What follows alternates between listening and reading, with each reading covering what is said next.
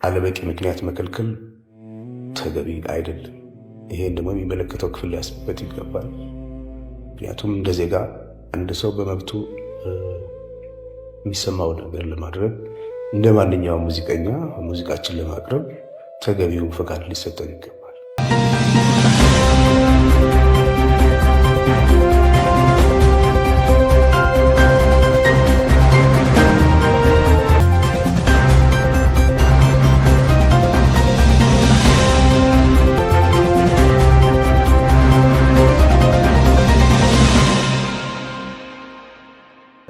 ዋና ዜና በብልጽግናው አገዛዝና በአማራ ፋኖ ኃይሎች መካከል እየተደረገ ያለው ጦርነት በዛሬው ዕለትም በተለያዩ ቦታዎች እንደቀጠለ መሆኑ መረጃዎች ጠቁመዋል።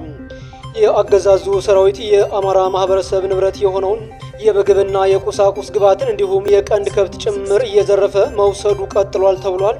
ተጨማሪውን ይዘነዋል።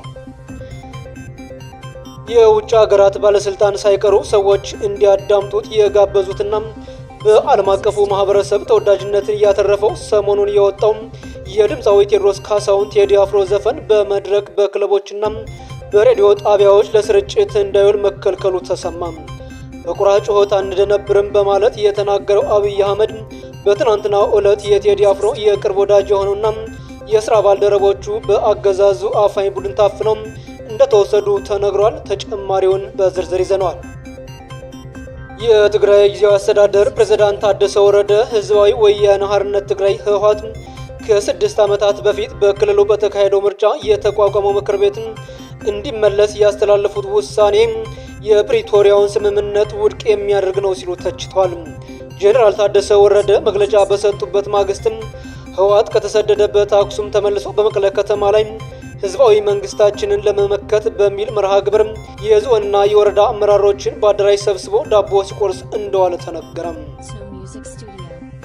በሌላ በኩል ደግሞ ዲሞክራሲያዊ ስምረት ትግራይ ስምረት ፓርቲ ዛሬ ባወጣው መግለጫ በህግ የተሰረዘን ድርጅት የሚመራው ሊቀመንበር በሚሰጠው መመሪያ ተጠርተው የሚሰበሰቡና የሚወስኑ የሰራዊት አመራሮች በትግራይ ለሚከሰተው ማንኛውንም ጥፋት ከተጠያቂነት አያመልጡም ሲል አስጠንቅቋል። ዝርዝር መረጃውን አዘጋጅተነዋል። ጤና ይስጥልኝ የተወደዳችሁና የተከበራችሁ የፍትህ ሚዲያ አድማጭ ተመልካቾች፣ ከላይ የሰማችኋቸውን ዋና ዜናዎቹንና ሌሎችንም አጫጭርና አዳዲስ መረጃዎችን ጨምረን በዝርዝር ወደምናሰማበት የዜና ክፍላችንን አልፋለን። እስከ ፍጻሜው ድረስ አብራችሁ እንድትቆዩን በአክብሮት እንጋብዛለን። መልካም ቆይታ።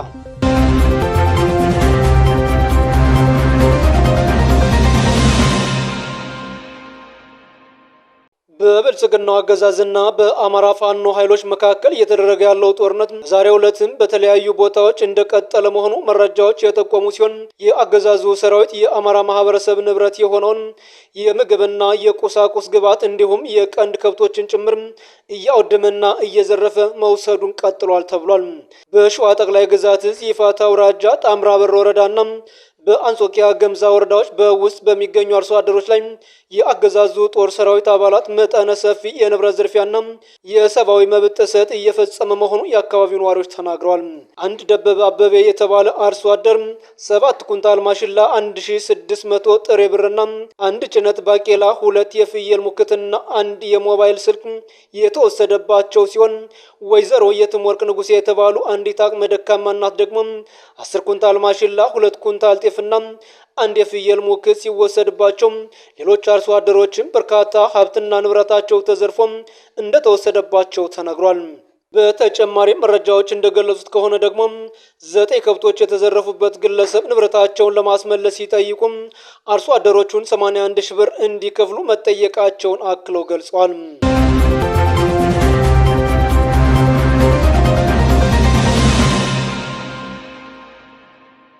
የውጭ ሀገራት ባለስልጣን ሳይቀሩ ሰዎች እንዲያዳምጡት የጋበዙትና በዓለም አቀፍ ማህበረሰቡ ተወዳጅነትን ያተረፈው ሰሞኑን የወጣው የድምፃዊ ቴዎድሮስ ካሳሁን ቴዲ አፍሮ ዘፈን በመድረክ በክለቦችና በሬዲዮ ጣቢያዎች ለስርጭት እንዳይውል መከልከሉ ተሰማ። ከሰሞኑ የቴዎድሮስ ካሳሁን ዘፈን ከወጣ ጊዜ ጀምሮ ሙዚቃውን ሲያዳምጡ የተገኙ ወጣቶች በጅምላ እየታፈሱ መታሰራቸው ይታወሳል። Music Studio.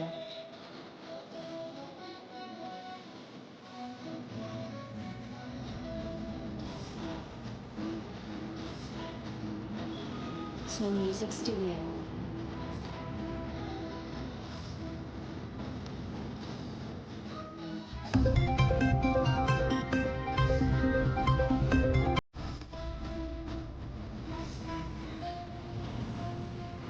Snow Music Studio.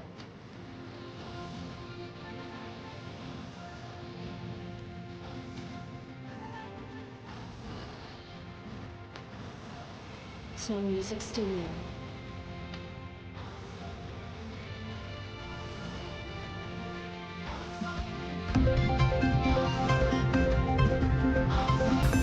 ኢትዮጵያ የጥበብና የፖለቲካ ትኩሳት ውስጥ አዲስና እጅግ አሳሳቢ ክስተት የፈጠረው የሀገሪቱ አንጋፋና ተወዳጅ የሙዚቃ ኮከብ የሆነው ቴዎድሮስ ካሳሁን ቴዲ አፍሮ የረጅም ዘመን የቅርብ ወዳጅና የዘወትር የስቱዲዮ አጋሩ የሆነው የሱፍ ያሲን በፌዴራል ፖሊሶች ታፍኖና የት እንደደረሰ አልታወቀም ሲሉ ቤተሰቦቹ ገልጸዋል። እንደ ቤተሰቡ መረጃ ከሆነ 6 በሚሆኑ የፌዴራል ፖሊስ አባላት የተፈጸመበት ይህ ድንገተኛ ዘመቻ ያለ ጥፋቱ ቢሆንም ይህ አፈናና ደብዛን የማጥፋት ተግባር ነው፣ በሕግም ቢሆን ከባድ የሰብአዊ መብት ጥሰት ነው ብለዋል። ፖሊሶቹ የሱፍ ያሲንን ከገዛ ቤቱና ከቤተሰቦቹ ፊት ለፊት በኃይል እየደበደቡና ቤተሰቡን በማስፈራራት የኃይል እርምጃ በመውሰድ ከቤቱ አፍነው የወሰዱ ሲሆን ግለሰቡ እስካሁን የት እንደታሰረና በምን ወንጀል እንደተጠረጠረ በይፋ የተሰጠ መግለጫ የለም ብለዋል። ይህ በእንዲህ እንዳለ ደግሞ የኢትዮ ኤርትራ ዜግነት ያላት የድምፃዊው ምክትል ማኔጀርና ቃል አቀባዩን በተመሳሳይ መንገድ አፍነው የት እንዳደረሷት አልታወቀም የተባለ ሲሆን የአገዛዙ እንዲህ አይነት አካሄድ የለየለት አፓርታይድና አምባገነናዊ አገዛዝነትን ያሳያል ሲሉም በጉዳዩ ላይ ቅሬታ የተሰማቸው አስተያየት ሰጪዎች ተናግረዋል።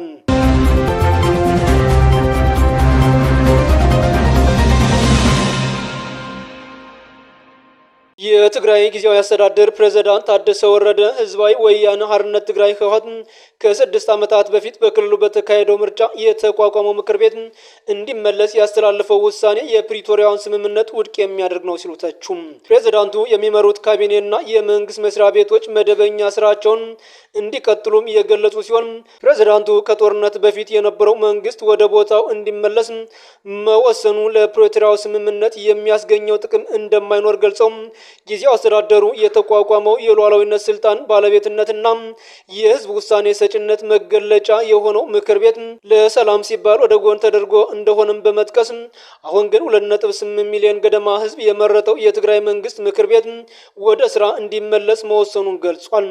ምክር ቤቱ ከተቋቋመ በኋላ ፕሬዝዳንት ታደሰ ወረደ የሚመራው የክልሉ አስፈጻሚ አካል አቃፊ ሆኖ እንዲቋቋም ያለውን ፍላጎት ማስታውቋል።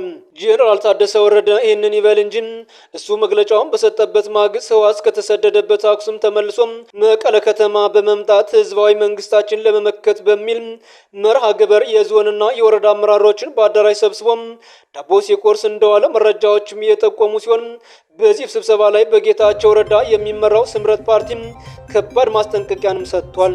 በመቀለ ዙሪያ ያለችው አርሚ 22 በጀነራል ታደሰ ወረደ ላይ ያነጣጠረ አደገኛ እንቅስቃሴ ለማድረግ ዝግጅት ማጠናቀቋን አውራምባ ታይምስ ሰምቷል።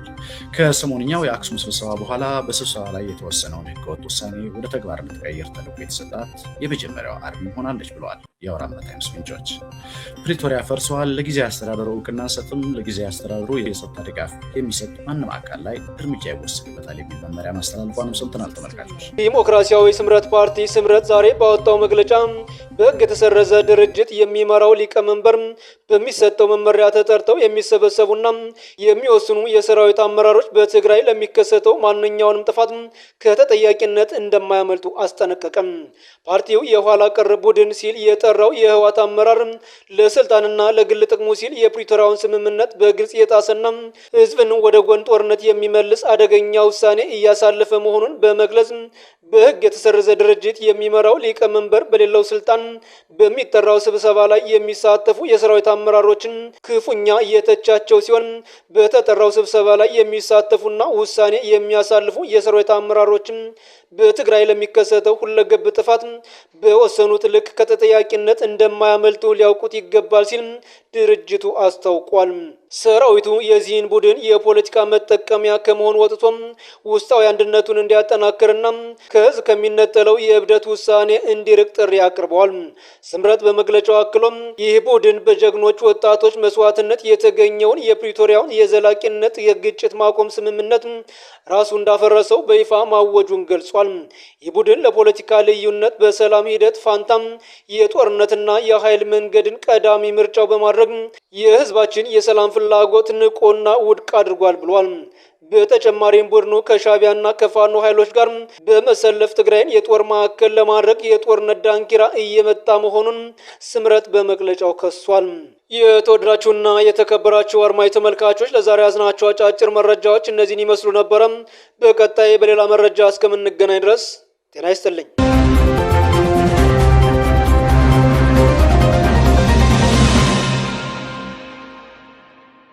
ብዙ ጊዜ የዚህ አይነት ነገሮች ሲደጋገሙብህ የምትለማመደው የስሜት ማመጣጠን ትናለ። ከዛ በተረፈ እንደዚህ ጋር ደግሞ መከልከሉ ተገቢ አይደለም። ወደፊትም አለበቂ ምክንያት መከልከል ተገቢ አይደለም። ይሄን ደግሞ የሚመለከተው ክፍል ሊያስብበት ይገባል። ምክንያቱም እንደዚህ ጋር አንድ ሰው በመብቱ የሚሰማው ነገር ለማድረግ እንደ ማንኛውም ሙዚቀኛ ሙዚቃችን ለማቅረብ ተገቢው ፈቃድ ሊሰጠን ይገባል። ለቀደመ ሁኔታም የተጠየቅነው ይቅርታ የለም። ብዙ ኪሳራዎች ነበሩ። ምናልባት ሞራል ጋር ያልደረሱ ሊሆኑ ይችላሉ፣ ግን ብዙዎችን በማቴሪያል በእንትን ጎድተዋል። ይህ ደግሞ ተገቢ አይደለም። በእኔ እምነት ብቻ ሳይሆን ባለውም ተጨባጭ ሁኔታ ማንም ሰው ከፖለቲካ ውጭ መሆን አይችልም። ሁለተኛ ፖለቲካዊ ጉዳይ ማንሳት ደግሞ እንደ ኮነን የሚታይ ነገር መሆን የለበትም። ሁላችንም ጉዟችን አንድ እንደመሆኑ መጠን ኢኮኖሚያዊ፣ ፖለቲካዊ፣ ማህበራዊ ጉዳይ እንደ ዜጋ ይመለከታል። በእነዚህ ጉዳዮች ዙሪያ ማተኮርና ማድረግ መለመድና መበረታታት ያለበት ነው ብዬ አምናለሁ። ከዚህ አንጻር ነው ያደረግኩት። የነገሮቹ ጥልቀትና በዛ ጉዳይ ያተኮሩት መስመሮች በካሴት ውስጥ በዝርዝር ተጠቅሰዋል። ሁሉም ጠቅሶ ለማለፍ አስቸጋሪ ነው። በዚህ ሁኔታ አፍሪካን አንድ ለማድረግ የሞከረ ህዝብ ለራሱ አንድ መሆን አቅቶት ስቃይ ውስጥ ነው ያለው በአሁኑ ሰዓት። በሚያስገርም ሁኔታ ዩናይትድ ስቴትስ ኦፍ አሜሪካ የሚባል ሀገር ቁጭ ብለው የተባበሩ ህዝቦችን ዋጋ የተካፈሉ ገና እዚህ መብላት ያቃትን የራሳቸው ወገኖች ላይ እንደገና መከፋፈልን የሚሰብኩ ሰዎች መብታቸው ሊሆን ይችላል። አደገኛ መሆኑ ግን ሳይነገር አይታለፍም። ስለዚህ እኛ ሰላም እንፈልጋለን፣ አገራችን እንወዳለን። ኢትዮጵያዊነት ቀለሙ እንዲዘባረቅ ተደርጎ እንደቀረበው አይደለም፣ ረቂቅ ነው፣ የሚጠቅም ነው። ለእኛ አይደለም ለሌሎችም የሚጠቅም ነው። አገር እንግዲህ የሚቆመው ብዙ ጊዜ ለሀገር ባለውለታ በሆኑ ሰዎች፣ ብዙ የህብረተሰቡ አካላት በሚሰሯቸው ተግባራት። እንደሚታወቀው እንግዲህ ኢትዮጵያዊነት በነፃነት የመኖር ምልክት ነው። ለብዙዎችም በነፃነት ውስጥ ላልነበሩ ሰዎች ጥሩ ምሳሌ የሆነ ድል ለማግኘት ሚኒሊክን የመሰለ ጥሩ መሪ ያስፈልጋል። እንደ ቀዳማዊ ኃይለ ሥላሴ ደግሞ የነበሩ ትልቅ ነገስታት በዓለም መንግስታት ጉባኤ ጀምሮ ያደረጓቸው አስተዋጽኦ፣ በዓለም ዙሪያ የነበራቸው ተቀባይነት፣ ለሀገራቸው የሰሩት ተግባራት ሳይደመር ኢትዮጵያ ምንላት ዛሬ ያለችው ሀገር ልትኖር አትችልም። ይህን ልጆች ሊመልሱት የሚችሉትን ጥያቄዎች በእድሜ በልጽገን እንኳን ለመግባባት የማንችልባቸውን ነጥቦች ላይ በማተኮር ነው የብዙ ወጣቶች ጉዞ እንዲደናቀፍ ይሆን። ይህ ደግሞ የታላላቆቻችንም ግፊያ ነበር። የቀደሙት አባቶቻችን ግን ከዚህ የላቀ ቅርጽ የነበራቸው ናቸው። ለዚህ ነው እነሱ ላይ ያተኮረ ስራ የምንሰራው። ስለዚህ ሁሉም የራሱን አመለካከት መግለጽ ደግሞ የተፈጥሯዊ መብቱ ነው። በማንኛውም ሁኔታ ግን ሁሉንም ማስደሰት ባይቻል በተቻለ መጠን ሁሉንም የሚያግባባ ቅርጽ ይዞ ለመቅረብ ነው። ኢትዮጵያዊነትን ከአደጋ ማዳን ትልቁ መሰረት። ይህንንም አልበም እንድሰራ ወይም ደግሞ በዚህ አይነት ሀሳብ ላይ እንዲያጠነጥን ያደረገኝ ደግሞ ግፊት ከምንም በላይ አንድነታችን አስፈላጊ ነው። ብዙ ዓመት ተደክሞበታል ኢትዮጵያዊነት። አሁን ደግሞ እንደሚታወቀው በሀሳብ ከመደራጀት ይልቅ እንደ ዘር መደራጀት ላለፉት ሁኔታዎች የነበሩት አለ። ያ ደግሞ አዝማሚያው ወደ አደጋ ያመጣ ይመስላል እና ከምንም በላይ ኢትዮጵያዊነትን ማዳን መጀመሪያ ለማድረግ ነው ተሰብሮ ብዙ ጊዜ የምትሰራው ነገር ላይ መደሰት ነው ትልቁ ነጥብና ከዛ ደግሞ የሚመጣው ውጤት የተሳካ ሲሆን ያስደስታል። ነገር ግን ይሄን ያህል ሁኔታ ይሆናል ብዬ በእርግጥ አላሰብኩም። ሀገር እንግዲህ የሚቆመው ብዙ ጊዜ ለሀገር ባለውለታ በሆኑ ሰዎች፣ ብዙ የህብረተሰቡ አካላት በሚሰሯቸው ተግባራት። እንደሚታወቀው እንግዲህ ኢትዮጵያዊነት በነፃነት የመኖር ምልክት ነው።